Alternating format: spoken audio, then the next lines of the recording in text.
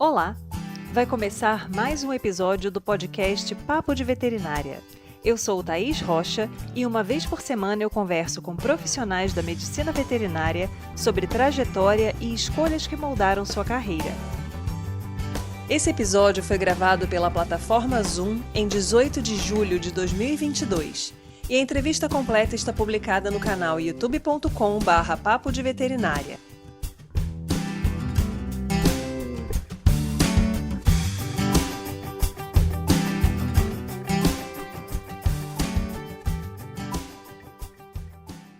Hoje o papo fala sobre o repertório que a atuação em patologia de peixes pode trazer para o aluno e profissional, ainda que seja uma área bastante específica.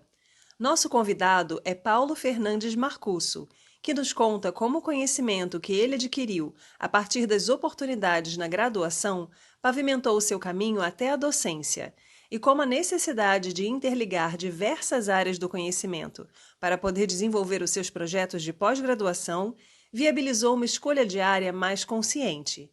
Ele traz também a importância do uso de peixes como modelos experimentais para diversas áreas do conhecimento e, portanto, chama a atenção para a importância de um olhar mais atento para esses animais como um caminho de trabalho e pesquisa. Então, seja muito bem-vindo, Paulo. Obrigado, Thaís. Um grande prazer estar aqui com você hoje, conhecendo o seu trabalho, um trabalho importante, sempre uma profissional sempre muito bem atenta às novas tecnologias. Então é um prazer aqui estar com você hoje e quando precisar. Obrigada, Paulo. Como é que foi para você escolher o curso de medicina veterinária como profissão? É uma coisa que já veio desde a infância ou houve algum acontecimento específico que te encaminhou para essa área? Já tinha um desejo na infância com animais, especificamente, mas não sabia exatamente o que. E depois, logo quando chegaram as épocas temidas dos vestibulares, eu acabei, no primeiro ano de tentativa, fazendo veterinária e outros cursos. Não passei nenhum. E daí depois, fiz cursinho 6 meses, daí surgiu um vestibular de inverno, uma faculdade que até então eu não conhecia, que é o ENPE, Universidade Estadual do Norte do Paraná, que na época tinha outro nome, tinha acabado de estadualizar. E daí eu prestei o vestibular, passei e ela aconteceu, né? Mais do que uma escolha, um acontecimento, eu acho. Mas, de qualquer forma, você se manteve no curso, né? O que te prendeu na medicina veterinária? O que você começou a vivenciar ao longo do curso que te fez manter o interesse na área? Sempre gostei assim muito de laboratório, né? Aquela criança que queria ganhar aqueles kits de química para fazer coisas com tubos de ensaio e aquela maquete famigerada e famosa do vulcão. Essas coisas sempre gostei, sempre me interessou, né? Não tenho essa excelência em matemática, ainda apanho com a estatística até hoje, como docente, pesquisador. Faço o básico, né? Mas a minha área sempre foi mais, gostava bastante de química, muito de biologia. E daí, vendo os cursos, o curso inicialmente são matérias básicas. Né? Então, anatomia, a imunologia, eu me apaixonei perdidamente por imuno e micro, e iniciei estágios nessa área, e foi o que eu acho que me motivou mais a continuar. E aí você já começou a encaminhar ao longo da graduação a sua formação mais específica nas áreas de laboratório? Sim, foi sem querer, querendo, né? Mas participava de projetos de iniciação científica com parasitologia, com micro, com imuno. Sempre foram áreas que eu tive, na verdade, oportunidade, né? Não sabia que área especificamente eu iria. Eu comecei a ter oportunidades e fui aproveitando todas elas, já visto que conhecimento não ocupa espaço, né? Então a gente vai saber um pouco daqui, um pouco dali, até porque o animal é completo e, portanto, permeia todas as áreas, né? Você teve alguma dificuldade ao longo da graduação em conseguir perceber áreas que você tinha mais afinidade, algumas habilidades talvez que você tivesse para trabalhar em uma determinada área? Porque às vezes a gente tenta vivenciar um pouco de tudo, né? E a maioria das pessoas entra na medicina veterinária focando em cuidar do bichinho peludinho ali, botar a mão no animal. E aí às vezes você tem uma habilidade maior, você tem uma afinidade maior por áreas mais laboratoriais que às vezes você mal tem contato com o animal, né? Mas de qualquer maneira é um trabalho super importante, é uma área extremamente necessária para o trabalho de todas as outras cadeiras ali do curso. Então, como é que foi isso para você? Sim, eu acho que todo mundo tem desafios durante o curso.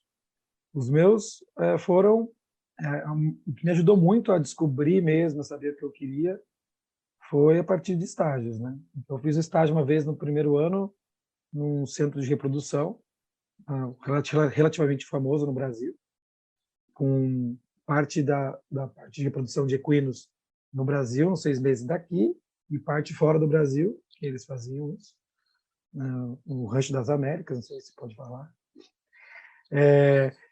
E daí, eu fiquei um mês lá trabalhando serviços de peão mesmo, assim, né? No sentido do peão, entendendo a fazenda, né? Não desmerecendo esse trabalho, que é super importante.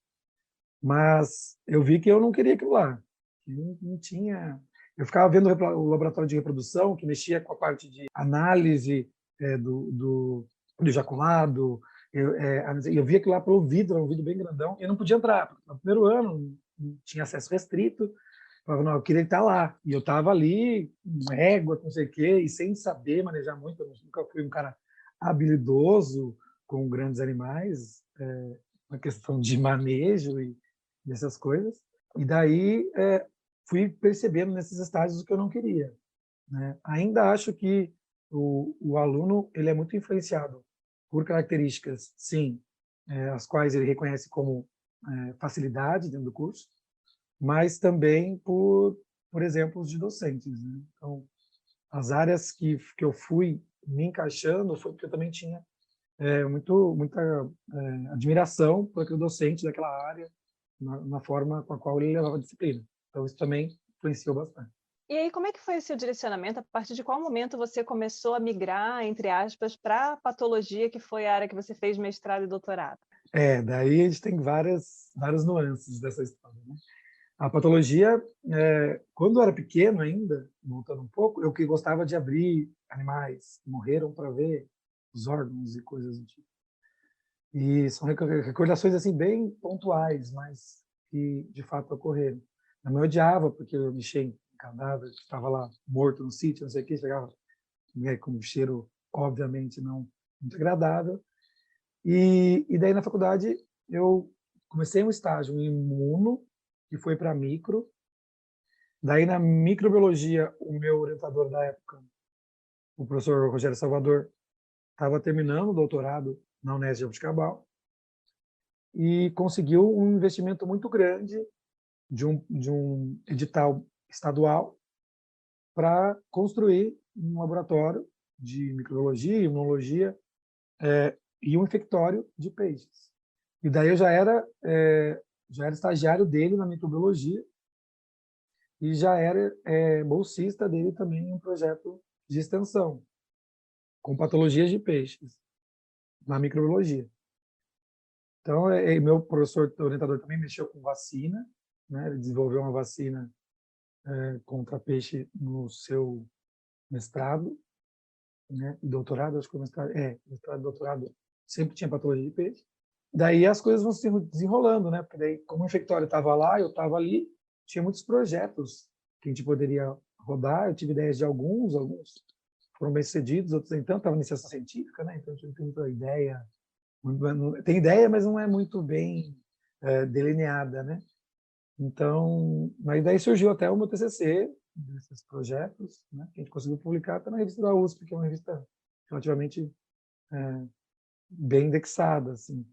Demorou um tempo até para sair, mas saiu. Então, daí o negócio de pesquisa e de patologia com peixe, ele, na verdade, surgiu porque foi a oportunidade que eu tinha, né? Era um laboratório muito bem equipado, mais equipado da faculdade na época, já estava inserido no laboratório e tinha, depois que acabou uma bolsa, consegui outra bolsa no laboratório, porque realmente a gente conseguiria trabalhar muito bem lá, e foi o que aconteceu. Como você manejava a questão das áreas diferentes do experimento? Porque geralmente a gente tem o manejo dos animais, aí você coleta amostras, você faz análise, e se no seu caso era você que fazia todas essas etapas.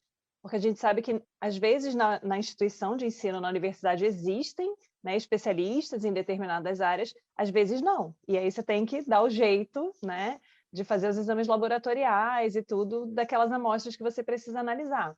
Então, conta um pouquinho dessa sua vivência para a gente. Cidade relativamente pequena, historicamente até, tem poucos anos aí, desde a estadualização. Então não tinha muita gente, não tinha técnico, o professor só tinha ele da área, né, especificamente. Eu também não tive nem psicultura como produção, tampouco patologia. E é importante a gente falar sobre isso porque a patologia de peixes, e a ictiopatologia seria a patologia de qualquer organismo aquático, né? E a piscicultura, no caso dos peixes, a patologia de peixes. Mas ela está sendo amplamente tomada por biólogos e zootecnistas por falta de veterinários. Então, é uma coisa que tem que ser pensada nos PPCs, isso já tem, nas diretrizes, já exige vivência de piscicultura, nas novas DCMs, né, da veterinária, impostas pelo MEC. Então, é uma coisa que a gente vai ter que realmente começar a abordar com um pouco mais de cuidado para que os alunos tenham oportunidade de ter essa vivência e entender que é uma área importante, haja vista que o Brasil tem o maior potencial do mundo em produção de peixes continentais ou marítimos. Isso não é aproveitado, obviamente falta de alguns fomentos governamentais, mas não só isso, né? Falta profissional. Como é que eu vou ter uma produção, por exemplo, o Streptococcus agalacti, que é o mesmo do bovino, né, mastite, acomete os peixes. E a perda de produção era cerca de 90%. Então, como é que eu vou investir numa produção animal, sendo que eu tenho um desafio desse e quando ele acontece eu não tenho quem me ajudar, né, para diagnosticar, para fazer. E não adianta falar que, infelizmente, o biólogo e o zootecnista, eles têm mais a vivencial, né, que eles vão tendo durante a pós-graduação, que eles estão tomando esse espaço que o veterinário não toma, mas só o veterinário realmente que é capaz de realizar esse diagnóstico, né, e fazer todas essas áreas da patologia, que tem que ser veterinário, não tem como. No laboratório, eu tive a ajuda de colegas contemporâneos e também calouros que entraram depois no laboratório e que nos auxiliavam em todos os experimentos. Todo mundo ajudava todo mundo, né? Então, uma escala de plantão. Esse final de semana é meu, esse final de semana é do outro, independente de quem experimenta. Todo mundo ia, todo mundo ajudava. E aí você acabou, na hora de terminar a pós-graduação e se inserir na docência, migrando para, entre aspas, migrando, né, para a patologia clínica, que é a área de laboratório que engloba todas as espécies. E a gente sabe que as características hematológicas, por exemplo, de peixes são completamente diferentes das espécies de mamíferos que a gente costuma, né, habitualmente ali lidar ao longo da graduação. Você teve alguma dificuldade em se adaptar? Ou o conhecimento que você já tinha das técnicas, né, de maneira mais geral ali, já foi um impulso importante para você conseguir se desenvolver nessa área? Então, o bom do peixe que ele trouxe para mim foi que o animal, eu precisava isolar a bactéria do animal naturalmente infectado, então eu precisava entender os sinais clínicos, observar lá, por exemplo, num tanque para pegar o animal para isolar a bactéria. Então, mesmo fazia a necrópsia do animal, eu mesmo cortava, eu cortava material para estupato, rodava o estupato inteiro, analisava o estupato, cortava o sangue, rodava o hemograma inteiro, rodava o bioquímico. Então, eu fazia todas as etapas de patologia clínica, de patologia animal, de diagnóstico, de sinais clínicos, né, com a parte da anamnese com o proprietário, né, para saber o que estava acontecendo, qualidade da água, de onde ela vem, como que é essa distribuição dentro da fazenda aquícola daquele local, características de temperatura. Então, você vai tendo que lidar com várias coisas e várias disciplinas da veterinária. Isso, na verdade, me deu um suporte maior de entendimento. E no caso da patologia clínica especificamente, eu acho que o contrário é mais difícil. Quando você é um patologista clínico formado exclusivamente na patologia clínica, você vai ter mais dificuldade de trabalhar com não mamíferos, porque sua rotina com mamíferos é muito maior. Quando você trabalhar com não mamíferos, que a gente tem particularidades gigantescas entre as espécies, se eu pegar uma lâmina de uma tilápia, é uma característica celular. Se eu pegar uma lâmina de um tambaqui, ela muda. Se eu pegar uma lâmina de um peixe marinho, ela muda. Se ela pegar uma lâmina, então é muito mais difícil, né, a gente conseguir fazer essa interpretação de uma forma é, bem assertiva quando trata-se de não mamíferos. Né? Se a gente pega a quantidade de espécies em peixes, espécies em aves, então, para mamíferos é muito mais fácil, o caminho é mais fácil, né? Porque a gente pega, obviamente, que tem alterações em relação, claro, uma hemácia de um felino, de um bovino, tem, só que são todas nanucleadas, os equipamentos que nós temos, eles conseguem fazer as contagens automatizadas por impedância, que a gente não consegue fazer de não mamífero, por exemplo. Então, eu acho que o caminho contrário é um pouco mais difícil do que o caminho que eu fiz. Claro que, obviamente, na docência eu precisei estudar muito mais, né, essas particularidades dos mamíferos para conseguir ter um arcabouço maior para dar um conteúdo adequado para os alunos. Mas eu creio que o desafio para quem trabalha com mamífero, trabalha com não mamífero, é maior. E aí a escolha, né, a opção por seguir a carreira docente, ela veio já, antes de você adentrar na pós-graduação, ou você foi fazer mestrado e doutorado pensando já na carreira docente? Eu fui no mestrado e doutorado já pensando em carreira docente. E eu fui pensando em carreira docente e estudando como chegar lá. Eu acho que isso é importante. Porque as pessoas fazem mestrado e doutorado por vezes, até conheço pessoas que fizeram por falta de oportunidade, de uma coisa ou outra, acabou caindo, ou fez mestrado, ou já está ali, ou fez o doutorado, e fica meio perdido. Né? Então, quando eu entrei no mestrado, eu sabia que eu queria a área de docência e eu precisei entender como chegar até lá.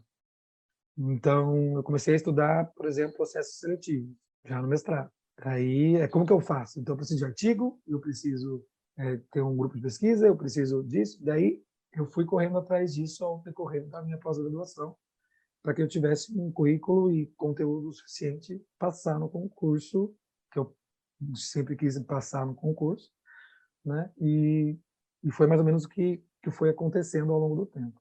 Esse planejamento ele é bem importante, a gente sabe que muitas vezes as pessoas não têm essa visão. A pessoa vai naquele estilo, deixa a vida me levar, né? Vou fazendo o que tem para fazer agora, então mestrado é isso aqui, fiz o mestrado, agora o doutorado vou fazer isso aqui, um pouquinho maior, um pouquinho mais elaborado. E aí, quando termina o doutorado, fala, bem, e aí agora? Como eu faço para ser docente? E uma questão que eu até conversei com o Moacir, que a gente foi o programa de abertura dessa temporada, é que muitas vezes a pessoa, entre aspas, né, leiga na área acadêmica, acha que quando você faz o mestrado, você aprende a ser professor. E quando você faz doutorado, você aprende a ser pesquisador. E não é nada disso, né, que a gente vivencia. A gente pode fazer o mestrado inteiro e não aprender a ser professor, principalmente se a gente não tiver a oportunidade de praticar, né, de se inserir na docência.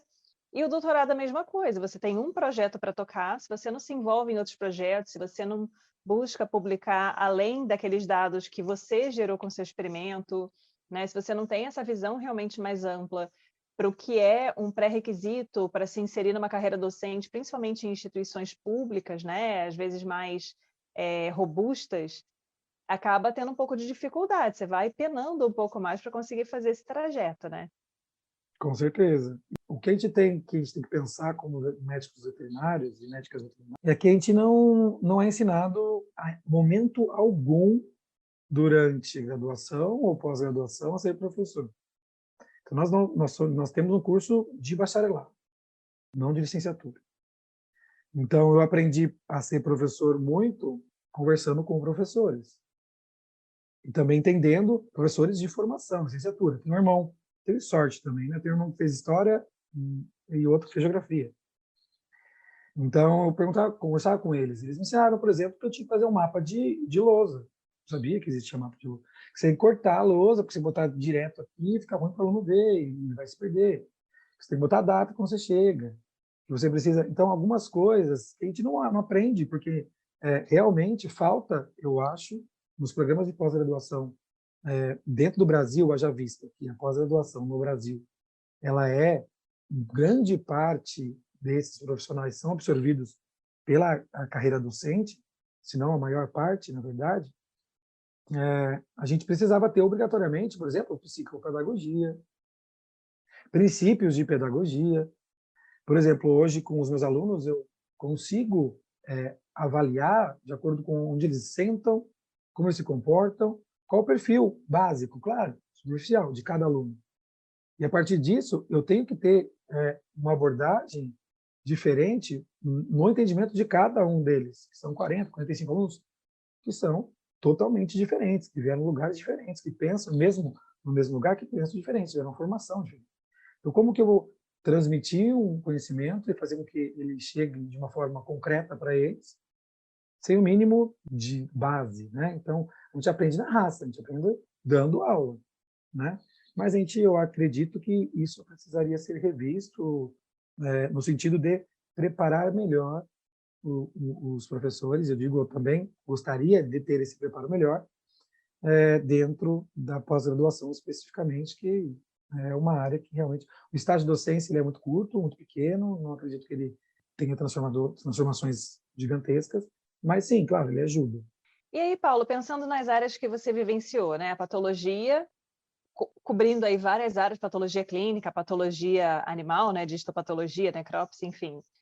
A patologia clínica envolvendo outras espécies, e você acaba tendo, né, microbiologia também, você tem uma bagagem bem ampla aí de experiências interessantes para comentar com os alunos. Qual é a sua visão com relação a cada uma dessas áreas, pensando no que o aluno tem a possibilidade de vivenciar ao longo da graduação versus o que ele consegue encontrar no mercado de trabalho? É uma coisa importante que eu falo para os alunos também, né? Você tem que fazer uma coisa que você gosta de fazer e que você veja que realmente aquilo lá vai conseguir te manter e você ter uma condição legal de vida para você trabalhar, conquistar suas coisas, a sua família, viajar, fazer o que quiser, né? Não é uma lista de compras, ali a vida não é uma lista de compras, né? Cada um tem que ver como que é, mas de uma forma que não vai atrapalhar a vida de ninguém, vai ser bom para ele, seja feliz. Eu acho que eu ministrei na veterinária, desde agora, cerca de 14 disciplinas diferentes. Então foi assim uma loucura, são 7 anos e 14 disciplinas diferentes, se não forem mais, né? Então foi muito louco assim isso, né? Eu dei imunologia, eu dei micro, eu dei patologia geral, especial, patologia clínica, higiene, epidêmio, sociologia geral e rural. E, assim, né? E na clínica médica, que é uma das grandes êxtase dos alunos, né? A clínica médica de pequenos animais, que é a qual eu estou aqui há 4 anos ministrando sozinho, né? Clínica médica de pequenos animais. E eu vejo com eles, né? E eles começam a entender que eles tiveram as matérias básicas e agora na clínica ou na patologia clínica, eu cobro muito que eles entendam os processos fisiopatológicos. Para isso eu preciso entender de imuno, eu preciso entender de histo, eu preciso entender de micro, né? Quando tem uma infecção bacteriana, que eu tenho uma resposta inflamatória, vai alterar isto, vai alterar pato geral, pato especial, imunologia, tudo junto acontecendo e um sinal clínico, só apenas um sinal clínico, de um processo muito mais complexo, né? Então, eu vejo que eles acabam, não por o começo do curso, serem matérias muito básicas, eles querem ir para a clínica de qualquer jeito, desde o primeiro, eles não aproveitam o suficiente, eles não conseguem entender que realmente aquilo lá, talvez por minha autoridade, a gente entra realmente muito novo, né? Eu também tive esses problemas, não tanto quanto eu vejo hoje, mas tive também dificuldades de correlacionar. Cheguei na clínica, eu preciso que você entenda todo o processo para que você consiga ter sensibilidade para entender que aquilo lá é inflamação, que não é uma hemorragia, que na hemorragia tem inflamação também. Então, eu acho que é um desafio grande para eles entenderem. Então, o que eu falo para quem está entrando, principalmente, aproveitem ao máximo as básicas, e quando você quiser a sua clínica mesmo, você vai ser um clínico muito melhor. Então, todas as disciplinas fazem parte de um objetivo, que é o entendimento dos animais nos quais a gente trabalha. Então, isso vai muito além de apenas clínica e anamnese, né? Isso, com certeza. Então, o que eu falo, a dica que eu dou para eles é façam estágios, né? Também nas áreas básicas, não só em clínicas. Então, façam laboratório, façam micro, façam imuno, né? A gente tem laboratórios de patologia clínica que são fantásticos no Brasil, que atendem amostras do Brasil inteiro, né? Então, que outros tantos patologistas clínicos trabalham em conjunto, em equipe, né? Até um patologista clínica por vezes em cada área, um na hematologia, um na bioquímica. Então, o tamanho é o volume, né? A gente pode citar, por exemplo, o Provet, que é um laboratório enorme, trabalha com patologia clínica, patologia animal também, em São Paulo, é um prédio com vários andares. Então, e ali são matérias que não envolvem diretamente o animal, né? O convívio com o animal, mas que são fantásticas, que você consegue, através disso, diagnósticos importantes que vão salvar a vida dos animais diretamente, né? Aquele diagnóstico é essencial para o clínico ter uma conduta assertiva. Então, conheçam mais as áreas básicas, façam estágios, que às vezes você vai se apaixonar, né? E vai conseguir, sim, se inserir no mercado de trabalho, né? A residência também é uma coisa importante, e eu digo isso porque eu não fiz a residência e me arrependo de não ter feito, porque eu tive que daí aprender tudo na cara e na coragem. Claro que tive pessoas que me ajudaram muito, né? Não só professores, mas colegas formados e da área que me ajudam, né? Porque uma vez eu estava fazendo uma leitura de lâmina com o professor Alessi, da Unesp de Jabuticabal, que é uma das referências de patologia no Brasil e fora do Brasil, né? Tem livro publicado, um cara referência. E ele falava coisas assim que, pô, se ele está falando isso, quem sou eu, né? Primeiro que ele falou, às vezes eu não sei o diagnóstico dessa lâmina, às vezes eu não sei. Vou sentar aqui, vou estudar, vou pegar mais informações com o clínico, vou saber tinha mais na macro, como é que foi essa, onde esse animal estava. Então eu começo a ver que não é só aquilo lá, não é só leitura de lá. Uma conversa, é uma equipe multidisciplinar que vai atender esse animal.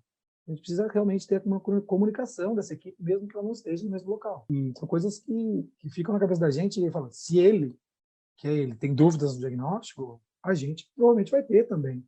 E está tudo bem. O importante é a gente sabe como recorrer, ou a quem recorrer, ou quais são as bibliografias que são interessantes da gente ter em mãos, ou perto, como que a gente vai chegar nisso, com colegas, com livro, com ciência, com artigo. Então, tudo isso faz parte do crescimento profissional e ele nunca acaba. É todo dia estudando um pouco e aprendendo mais. E aí, pensando na parte de patologia de peixes, você acabou se afastando um pouco dessa área, né? Você acabou abraçando aí outras cadeiras dentro do curso, mas você ainda tem uma perspectiva de como está esse mercado para a pessoa que tem interesse em atuar nessa área, se é necessário realmente esse conhecimento mais amplo da pessoa saber as questões relacionadas à sanidade, produção, achados clínicos e laboratoriais, interpretação de achados de necrópsia, patologia, enfim, o ciclo completo, né? Que é o que é mais comum em áreas em que a gente tem menos possibilidade de pessoas especializadas, pessoas diferentes ali trabalhando nessa equipe multidisciplinar, ou isso tem mudado recentemente? Como é que está? Não, isso infelizmente não tem mudado, né? Quem vai trabalhar com peixe vai ter que saber um pouco de tudo. Esse é o fato. Claro que, obviamente, pensando no sistema de produção, obviamente que essa parte de produção zootécnica ela é muito importante. Eu mesmo não sou a pessoa certa para isso. Realmente a parte de produção, parte zootécnica mesmo, realmente tem zootecnistas muito bons. Eu questiono a parte do zootecnista e do biólogo que mexer com patologia, né? Isso eu questiono porque no PPC desses cursos não tem embasamento para isso. Nós temos. Nós conseguimos, mesmo que seja um peixe, olhar para um fígado macroscopicamente e falar que tem uma esteatose. Né? Macroscopicamente. Um peixe também fica com a coloração elevada, corte fica untoso, a faca. A gente sabe disso. Obviamente que com o tempo, os zootecnistas e biólogos vão pegando, né, as informações. Mas a gente tem uma formação para isso, né, diferente. Então, a gente vai ter que saber de um pouco de tudo. Vai depender muito do que você for querer trabalhar. Também tem laboratórios em Jaboticabal mesmo, tem um laboratório particular específico de patologia de peixe que trabalha com amostras do Brasil inteiro, por exemplo, também. Microbiologia, PCR, eles fazem a histopato, fazem exame de sangue e tudo mais. Então, nesse sentido, eu acho que é importante saber um pouco de tudo, mas, claro, na produção especificamente, porque eu trabalhei com peixe muito a parte experimental, né? Tanto na produção vacinal, ainda está no mercado, não a minha, né? Porque a minha ela foi mais barata do que a da empresa que vende hoje. A gente tem um lado farmacêutico muito grande, apesar da patente, a gente não conseguiu vender para produção em larga escala. Mas e também trabalho com peixe como modelo experimental de doenças inflamatórias, né? Que essa que é, eu acho que a minha maior perspectiva agora, meus planos futuros são a continuar com ele como modelo experimental. Achei interessante essa questão. A gente já conversou, se eu não me engano, foi com o André Muniz sobre essa questão de uso de peixes como modelo experimental para vários tipos de estudos diferentes. E você consegue extrapolar resultados em peixes para outras espécies de animais homeotérmicos, enfim? É Sim, possível fazer isso?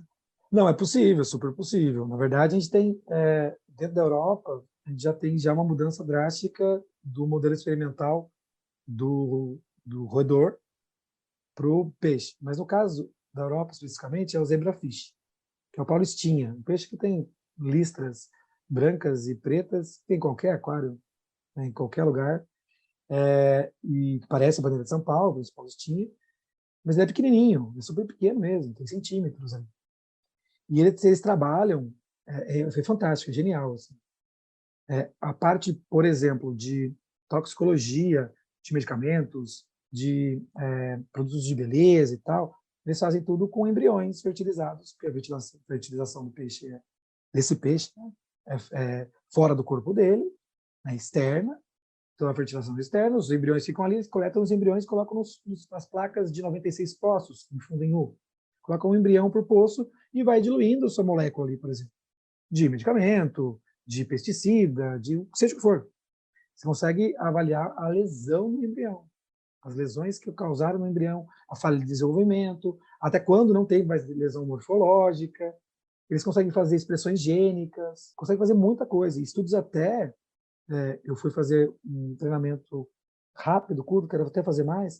O professor Murgas, que é um grande pesquisador da UFLA, e trabalha com produção de peixe, mas ele é responsável pelos biotérios no estado de Minas. Ele tem vários trabalhos aí junto com a farmacologia, o professor Marcos também de lá, um ótimo pesquisador, e ele faz até estudos com o alcoolismo, por exemplo, nos animais adultos. Como que vai mudar, filmando o peixe, como a exposição ao álcool contínua pode mudar o comportamento do peixe num aquário que embaixo tem fundo branco, uma bola preta, sabe? São coisas assim, geniais, geniais. E trabalham muito com expressão gênica, muito com essa parte que está bem alta no mundo, e essa parte de toxicologia também é muito, muito utilizada. Então, é um modelo experimental muito interessante. E agora o meu objetivo é transformar a tilápia no modelo experimental para sangue. E daí Bacana. coletando sangue, fazendo citometria, tudo mais. E analisando também a hemostasia, com a professora Regina, que é referência nacional e também não só nacional. E nada se sabe sobre hemorragia, sobre hemostasia em peixe. Tem uma doença que causa uma septicemia hemorrágica, que é uma bactéria gram-negativa.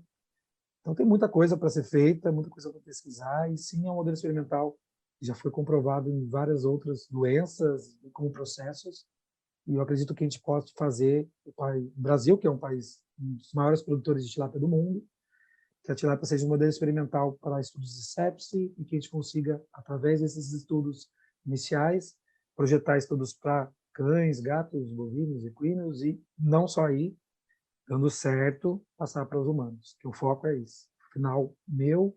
O objetivo final é esse, não só em animais, mas o populamento para humanos de reconhecimento precoce da sepse, já vista que é a causa de morte evitável, a maior causa de morte evitável no mundo, em humanos. Com a sua fala, assim, a gente percebe que tem um aspecto importante que às vezes a gente acaba tendo dificuldade de lembrar, de trazer, que é a questão do enfoque maior na pesquisa, porque a pesquisa ela está muito incluída dentro de instituições de ensino, como parte do tripé, né, ensino, pesquisa e extensão, mas existem instituições que são apenas, não que seja pouco, né, de pesquisa, nos quais a pessoa que tem uma vivência maior com peixes pode começar a vislumbrar ali uma inserção, né, principalmente considerando isso que você trouxe, assim, é comum a gente encontrar notícias em jornais sobre essa parte experimental com zebrafish, né, com outros modelos animais ali, para situações diferentes que são super importantes, pensando na extrapolação dessas informações para espécies, inclusive para o ser humano. Então, eventualmente, a pessoa que gosta dessa parte de pesquisa também pode ficar atenta para essa possibilidade, né? Não é só uma questão de, vou trabalhar com peixe aqui pensando em produção. Você pode trabalhar um animal de biotério, que vai ser utilizado em experimentos com finalidades diversas, como você bem trouxe. Então, acho que é bacana chamar atenção para isso, porque é esporádico na minha experiência, mas a gente tem alguns alunos que falam, cara, eu gosto de pesquisa, eu quero ser pesquisador. E meu filho fala isso, né? E eu brinco com ele, eu falei, Que bonito. no Brasil, não sei, assim, né? Quando você for adulto, talvez esteja mais tranquilo do que é hoje em dia. Mas é uma questão bem bacana da gente lembrar também, né? Sinalizar isso aí. O que você traria de sugestão para o Paulo que estava entrando lá na graduação em medicina veterinária? Tem alguma coisa que você gostaria de ter dito para aquela pessoa lá no comecinho da jornada? Olha, não sei se tem uma coisa para falar, eu nunca pensei nisso, sabia? Uma coisa que eu digo para os meus alunos, mais próximos até, que eles cansam de ouvir isso, que eu acho uma coisa que todo mundo tem que ouvir, confie no seu processo. Realmente as coisas não acontecem, na maioria das vezes, não acontece como a gente quer. Eu falo para os alunos também, a faculdade é um ambiente fantástico, vocês vão crescer muito, mas se vão sair daqui, a vida é mais difícil que isso, os desafios são maiores.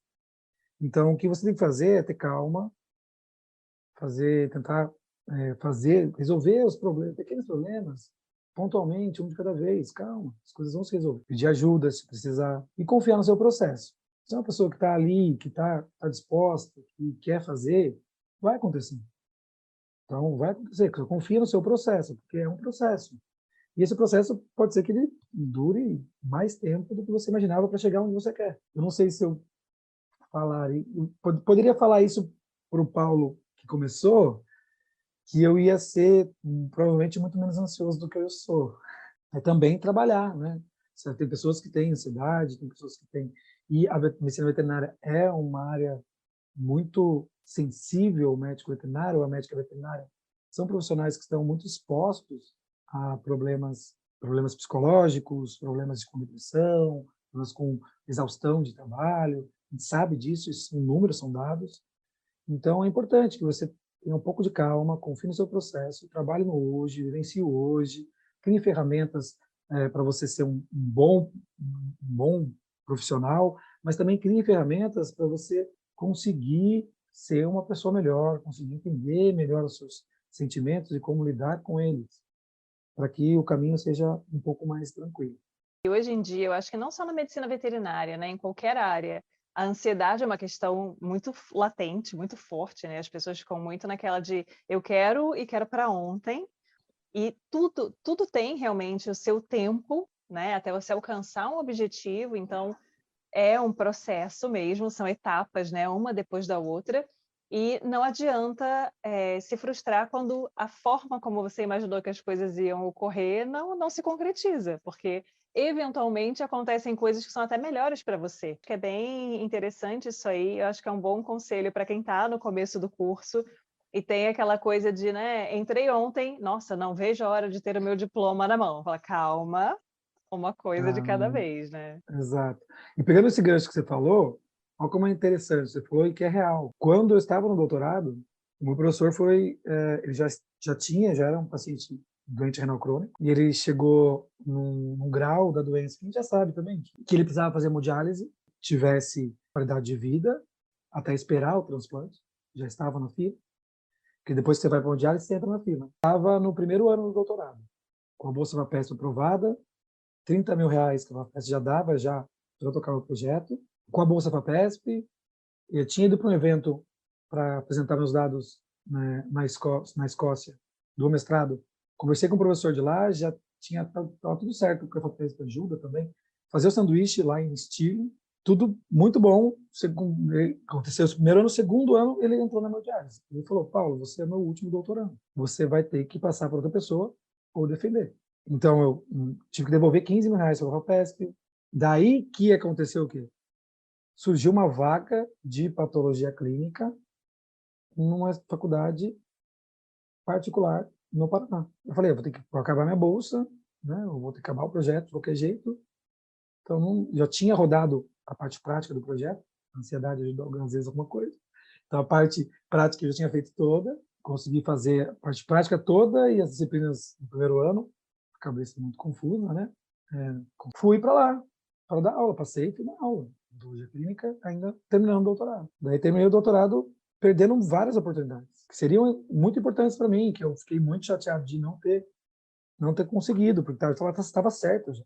Ficar um ano lá, eu ia voltar com inglês fluente, que eu não tenho, que é uma coisa importante que eu vou conseguir por outro caminho. Então, tudo isso me levou, por exemplo, para a patologia clínica especificamente, eu poderia ter patologia, eu trabalhava com as duas áreas. E me fez ficar aí 7 anos na patologia clínica em diversas faculdades, eu fui para particular, na UEM, Estadual de Maringá, depois aqui numa Federal de Minas, pequena também.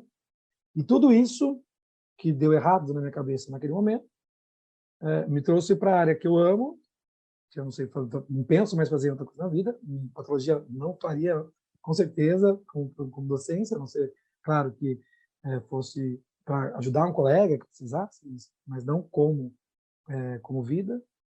E hoje consegui atingir um sonho, né, a partir de uma coisa que deu errado lá atrás. Então, calma, né? Confia no seu processo, continua trabalhando, que as coisas vão acontecer. Sempre tem uma coisa melhor por aí. É só respirar e que tudo vai dar certo. Torcer, esperar e continuar trabalhando, continuar fazendo as coisas, Exato. né? Não, continuar trabalhando. Não, trabalhando muito. Né? Não é só desejar, almejar e ficar parado. Muito pelo contrário. É muito trabalho para conseguir seus objetivos, seja qual for. E é bacana que, se parar para pensar em retrospectiva, a sua trajetória, você começa numa área que acaba sendo bem abrangente e que te traz um repertório importante para que você consiga ter a vivência e dizer: patologia clínica, amo, adoro, quero continuar aqui. Patologia, gosto, ok. Se puder escolher, não é o que eu vou querer, né? E todas as outras áreas que você vivenciou também. Então, a questão do repertório é muito importante e ela vem com a vivência. Essa coisa da gente achar de antemão que já sabe do que vai gostar, do que não vai gostar, é muito, muito abstrata. Então, é uma questão que, assim, eu sempre bato nessa tecla com os alunos e é bem difícil eles, não diria acatar, assim, mas, tipo, Entenderem. entender que Entender. vivenciar faz toda a diferença, né? A gente, às vezes você passa por uma disciplina com um professor que você não tem afinidade, que tem uma abordagem que não te encanta, né, ou não te desperta para aquela área, e eventualmente, sei lá, você vai fazer um estágio e você fala, nossa, é isso aqui, né, é onde eu quero ficar. E é importante ter esse olhar para outras áreas do curso, né? Como você falou, as pessoas têm um encantamento muito grande pela clínica, em especial de pequenos animais, e é uma área que, com a quantidade de universidades, de faculdades de veterinária que a gente tem hoje em dia, está ultra, mega, master plus saturada. Não que não tenha espaço, sempre tem espaço para bons profissionais, mas às vezes você vai penar muito mais e tem uma desvalorização de mercado muitas vezes, que é muita gente para trabalhar naquela área vai se pagar menos. E às vezes você tem aquela área ali que ninguém prestou muita atenção, que você tem uma habilidade inata para se inserir numa área como aquela, né? E aí você consegue se desenvolver e ter um bom salário, e aí com um bom salário, com uma rotina bacana, você tem uma satisfação pessoal, você tem uma vida bacana também, porque eu acho que às vezes a gente fica nessa, né, de entrar no curso de graduação e falar, isso aqui é a minha vida, é o que eu vou fazer para toda a eternidade. E aí você foca muito a sua vida no profissional. Mas tem vários outros aspectos ali que são importantes e integram também, né, a vida da gente como um todo. Então, é bom ter os olhos bem abertos para isso aí. Sim, com certeza. Então, eu concordo plenamente. Mais alguma mensagem, mais algum recado para o pessoal? Algo que você gostaria de deixar aí para quem assiste o canal? Aproveitem aí o conteúdo, porque a professora Thais é um exemplo de professora, de profissional, tenho muita admiração pelo trabalho dela, e pessoalmente, também pela pessoa que ela é. Então, parabéns pelo trabalho. Eu sempre estimulo meus alunos a irem lá, visualizar, ver. Eu acho que é importante, porque também a gente consegue conhecer outras áreas também com esses incentivos, com esses projetos, né? Porque, por vezes, você não vai ter a oportunidade de fazer estágio em toda a área. Você não vai saber se é bom. Você tem que procurar o quê? Quem já fez, o que fez, o que não fez, né? Às vezes, tá olhando um vídeo desse, tá no mestrado, tá meio perdido, opa, ele falou que é docência, vou lá ver o que é. Vamos ver o que é, né? Então, isso pode despertar. Então, o canal é uma forma importante, que dá informação para que as pessoas consigam, às vezes, realmente encontrar uma área ou outra área que ainda não se despertou, mas que pode acontecer e ser muito bem-vindo. Muito obrigada, Paula, pela sua participação. Acho que a sua trajetória é muito bacana. A gente conversa bastante, né? Então, eu sei como é essa construção passo a passo, né? Essa sua conquista mais recente é maravilhoso. Acho que quando a gente pensa em carreira docente, a gente conseguir entrar numa instituição que é referência para a gente, que tem profissionais que a gente fala, nossa, quero trabalhar com essa pessoa, é muito legal, né? Muito bom. Acho que é uma premiação ali, né? Por toda a trajetória, por todo o esforço, tudo que a gente sacrifica ao longo desse trajeto até chegar nesse ponto. Lógico que não é o topo, né? O negócio é subir cada vez um pouquinho mais, mas é um momento muito bacana. Então, parabéns mais uma vez para você por essa conquista. Este foi o Papo de Veterinária. Obrigada por ficar conosco até aqui. E não esqueça de compartilhar com seus colegas que também gostariam de saber mais sobre a profissão. Toda quarta-feira temos vídeos novos no youtube.com/papo de veterinária. E às segundas-feiras estarei aqui com vocês para mais um episódio. Até lá!